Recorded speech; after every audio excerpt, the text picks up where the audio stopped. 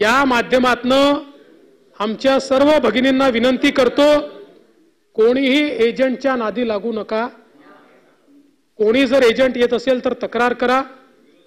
अमरावतीमध्ये एका सरकारी कर्मचाऱ्यांनी गडबड करण्याचा प्रयत्न केला, काल त्याला नोकरीतनं काढून टाकलं, सस्पेंड केलं आणि त्याला बडतर्फ देखील करण्याचा विचार राज्य सरकार करत आहे।